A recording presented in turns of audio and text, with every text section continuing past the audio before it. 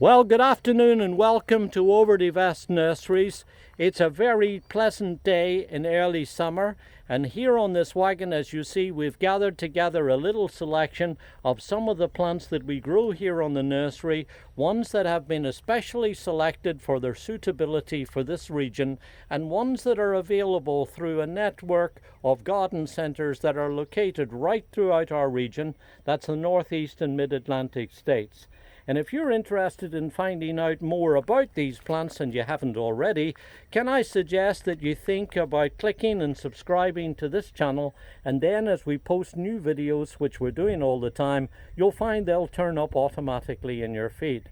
Now here, as you see, there are some absolutely gorgeous roses, all different sorts. Then we have some beautiful flowering shrubs, of which these hydrangeas are very good examples. Then lots of very nice perennials and climbing plants and ornamental grasses too. But amongst them there's also a very popular dwarf or slow-growing conifer, and this is the conical form of Picea glauca, known botanically as Picea glauca variety Albertiana conica. And as you see, the conica part means that it's got this very distinct conical or pyramidal shape.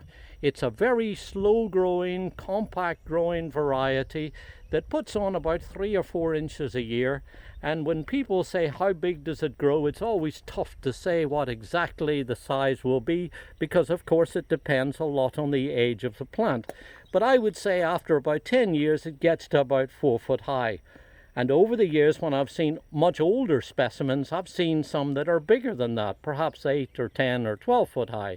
But in the main, most people plant this because of its compact, slow-growing habit and the fact that it's like a kind of miniature Christmas tree with this lovely bright green foliage at this time of year that then, as it passes through the season and gets to the mature stage in the winter time, it takes on more of a greenish, grey or bluish tint to it. Now, it's widely planted because of its compact habit. You can grow it as a specimen in a bed or a border to add height and of course an evergreen presence to it. Personally, I've used it for years in containers on my patio and deck. This is a very hardy zone 2 plant, and since my garden is in zone 6, I'm able to successfully overwinter these year after year outside, never bringing them in, and growing them almost like little miniature Christmas trees. So it's a very useful plant and very popular and widely planted. But it's also a plant that has an interesting backstory. You see, what's interesting is that it was discovered because the train was late.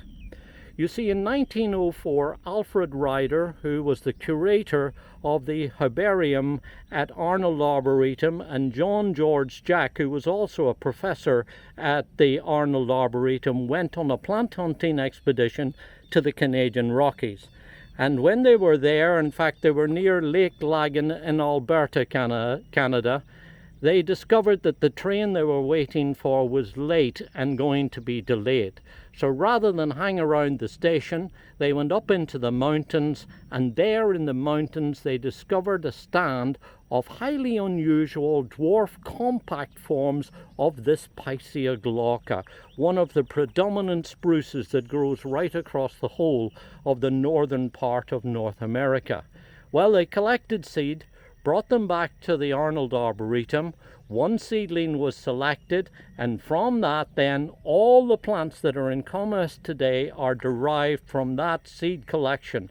So you see, this is a very popular, very shapely, slow-growing dwarf conifer that was discovered because the trains didn't run on time in Canada. This is Picea glauca variety Albertiana conica.